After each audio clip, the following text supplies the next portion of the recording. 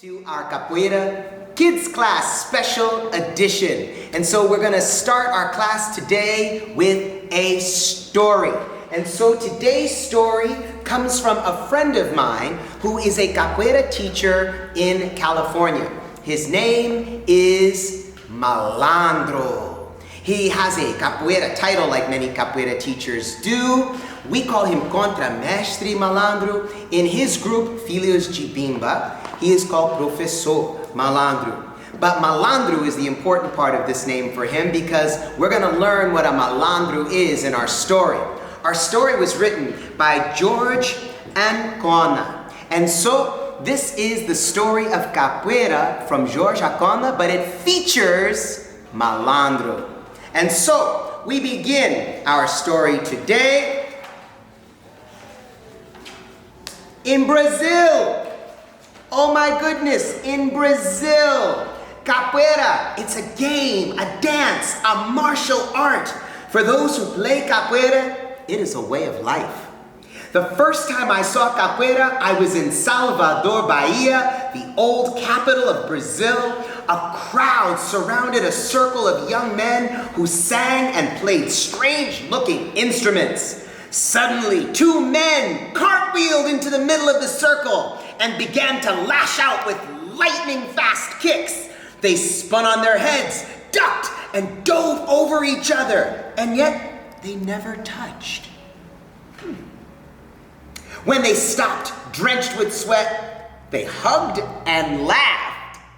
This experience sparked my curiosity, and I began to explore capoeira in both Brazil and the United States. So we see here a capoeira school, and I wonder who that is. I'll tell you, it's Malandro. Today, capoeira is played around the world. It has become a popular sport because it is challenging and fun. It also allows boys and girls, men and women, to express themselves through movement, music, and malicia, the trickery used in capoeira. Capoeira schools, called academies, are found all across the United States. In Oakland, California, children go to train with Malandro. Classes begin with stretches that prepare the students' bodies for the movements of the game. These moves are the tools for the students will use that can play capoeira without hurting each other. Here's a good picture of the movement Ponte. Legends tell us that capoeira was created by African slaves who were brought to Brazil starting in the 16th century. In the late 19th century, capoeira was declared illegal by the government. That means it wasn't allowed anymore. And so the capoeiristas, the people who fought using capoeira, had to practice in secret, and they used nicknames to hide their true identities. In 1930, capoeira was once again permitted as a martial art and game. That's because Malandro's teacher's daddy created the first capoeira school. His name was Mestre Bimba.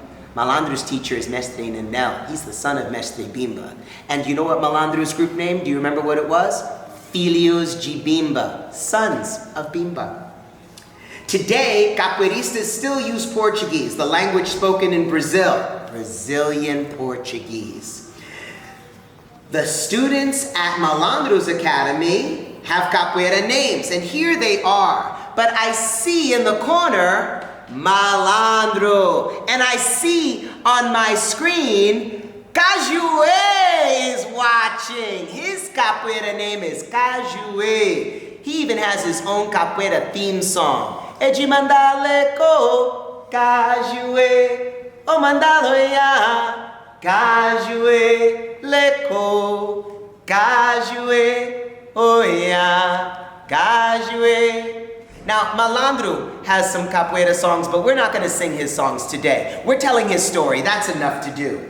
And so, here's some pictures of Malandro and his students. Capoeira has many different moves that are used for attack and defense. Each movement has a name, like Ponte, we saw that one before, the bridge, Espelho, the mirror, Parafuso, the twist. There are some really cool moves called Caranguejo, the crab, Gato the cat, and Macaco the monkey. These moves imitate animals. Capoeira combines dance, music, and acrobatics with fighting techniques. While playing capoeira, we touch the floor only with our hands and feet. We sometimes touch with our heads. And so, in this page, we see a demonstration of the ginga. When two players start a game, they face each other and they begin to ginga. Players don't actually hit each other, but sometimes mistakes happen. And so the object of the game is to put your opponent where they can get out of the move because they have to get out of the move. So over here, we see some other movements. The meia lua de compasso, the cocorinha, and look, somebody's using cocorinha to escape the meia lua de compasso. Here's some more movements. And so we see an au and esquiva on the floor that we call the esquiva de Angola and the regular esquiva that we did in our last class. Capoeiristas are playful and respectful as they move in continuous sequence from attack to defense and back to attack. During a game, players never take their eyes off each other. Malandro tells his students they must play as if they had 8 eyes around their heads, always aware of what is happening. I like that. Malandro's a really smart guy. I'm going to use that. So here's Malandro playing his pandeiro. Sometimes Malandro gathers the class together to teach his students a new song. He starts by playing a rhythm on the pandeiro, and then he teaches the students the chorus. So then he sings a line of the song, and everyone joins in the chorus with him. Here's everyone singing with Malandro. We sang a song a few minutes ago, but it wasn't about Malandro. It was about Cajué. After teaching his students the song, Malandro begins to play an instrument called the berimbau. The berimbau is a long wood bow with a steel wire and hollowed out gourd. The berimbau is used to direct the capoeira games.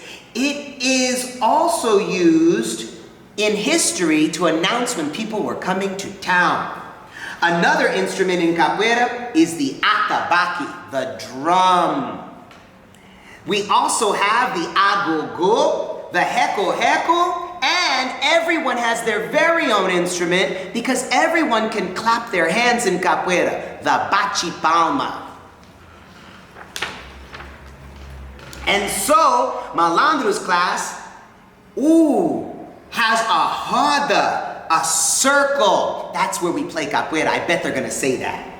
Some of the students begin to play capoeira. They cartwheel into the center of the roda and play. There they are in the roda playing. I knew that was going to happen. I knew it. So here they are. Each player starts with a ginga, and then they play with their speed, their instinct, and their malicia. The berimbau stops the games, and then the players know to give each other a hug or a handshake. They come back to the roda, and 2 new players may begin. There is no need to match players evenly because everyone is individual and we play how we move. The instructors, they play with their teachers to get better. Malandro has played with many teachers in his life. In other cities, instructors go out to teach capoeira in schools. Here's some school kids in their school learning capoeira. And so, in our story, we met Malandro and his students, and we learned some important words, the roda, the ginga, but most of you guys, you already know those words. And so our book tells us some history, and our book also has some really great pictures of Brazil that I want you to see, because I want you to go to Brazil. I want everybody to go to Brazil, because it's an awesome place to be. You can do capoeira on the beach. You can do capoeira in the capoeira schools. You can meet new teachers and make new friends doing capoeira. You can see all kinds of cool stuff and really cool moves in capoeira. There are different styles of capoeira. This is a teacher called Mestre Gaivota. Mestre Gaivota has a school in Salvador in a neighborhood called 2 de Julio. And he's known for always wearing very, very clean capoeira clothes. It's because no one's able to kick him. He's too good. That's why as capoeiristas, we always try to keep our uniforms very clean. That's why we never slide around on the floor in our clean white abadas.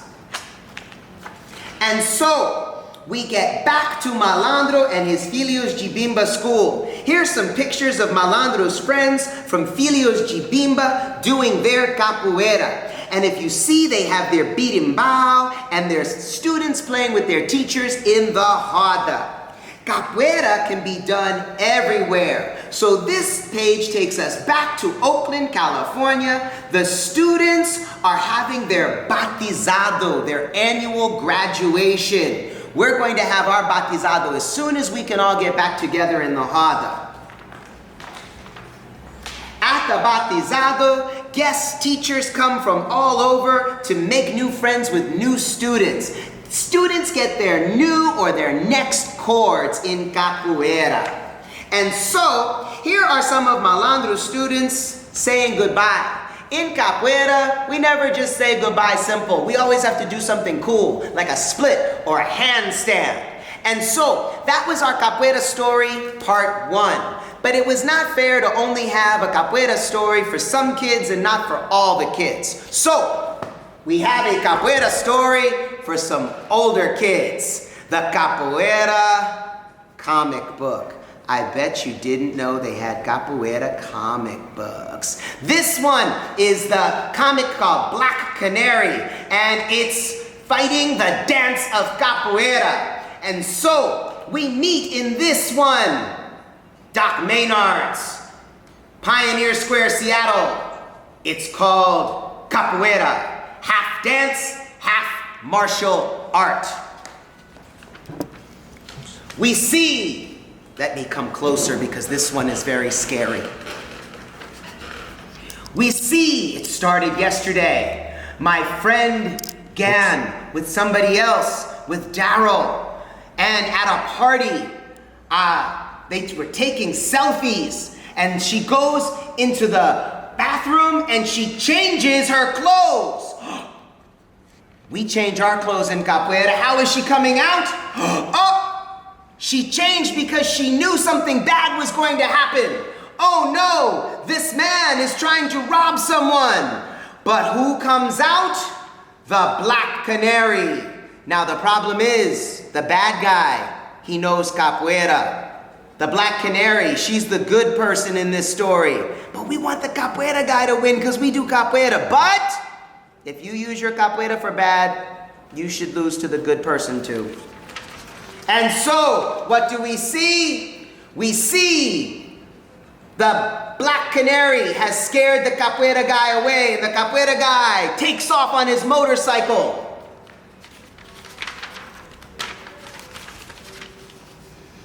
And the guy goes to think, Black Canary wants to figure out who is this person. I have to find him. I'm gonna find out, but he goes back to his secret hiding lair. And in his secret hiding lair, he's making his new plans. But what he doesn't know is that Black Canary put a tracer on him. She can see where he's going. In his lair, he thinks he's safe, but he's actually not. He's thinking about, he wasn't always a bad person. He had to do these things as a child because he didn't have enough food. And so no one provided for him, so he had to steal things. Now, sometimes you guys might feel like you need to take something, but taking things is never the right answer. Asking for things is always the best answer. So now we know how our bad guy became a bad guy. He felt like he had no other choice, but there's always other choices. And so we see our bad guy becoming our bad guy, growing up, becoming the bad guy that he is today. And so here he is doing bad things. What bad thing is he going to do next? Oh, he's going to rob some people. Here he is, and they're trying to defend themselves, but smash! The big foot, that looked like a bandsaw kick for you capoeira people. He kicks in the door, and somebody tries to shoot. He does an esquiva to get out of the way, and he knocks the guy out with his stick. We use sticks in capoeira in makulele. But wait, who's outside? The black canary. She's found our bad guy, and she comes in. Uh-oh. The bad guy sets the place on fire to try and escape. He's trying to make a diversion. A diversion is when you try to do something so no one sees what you're really doing. Kind of like when you kids are supposed to be cleaning your room, but instead you do other things and you act like you're cleaning your room, but you're really not cleaning your room. Sure, you should not do diversions. Just do the thing you're supposed to do and things will be so much better. The black canary, she comes into the burning building and she saves the people that were in danger. Oh no, the bad guy, he didn't even care about the people in the building. He just wanted to get away, and he set that building on fire and he takes off. Sometimes bad guys do really bad things and it just gets worse and worse. It's kind of like when you tell a lie and then you get caught and then you tell another lie to try to cover the first lie. First thing you should not have done was told a lie. You should always tell the truth. But if you get caught in your lie, confess, tell the truth, it will be so much better. And so our bad guy decides that he's going to fight with the black canary. Now he knows capoeira, so he might have a chance. But because this is her comic book, I don't think he's going to win. And so the first kick, this looks like a martelo that he's thrown at her. But she kicks back with what looks like a bandsaw, and he goes down. The bad guy has gone down. Oh! He comes back with a bandsaw and he kicks her. And so they're moving around each other. The black canary, she looks up and she jumps. She does a flip. We do flips in capoeira, but her flip was a trick. We do tricks in capoeira too. It seems like she's using his own techniques against him. Her flip jumps and lands on a pipe, and the pipe sprays some stuff on the bad guy. I wonder what that stuff was. Oh no! It was water! And he had a battery pack giving him power on his back. And the water hit the battery pack. And you guys, if you took science classes, you know what happens if electricity mixes with water. It can sometimes cause an explosion. It seems that the explosion has happened and his battery pack has blown up. But let's see what happened to the bad guy.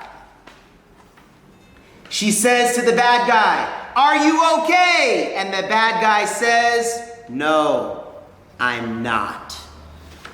That's where our story ends. So, my friends, this was our capoeira story time. Now we're gonna start our capoeira movements. Let's get ready to capo move.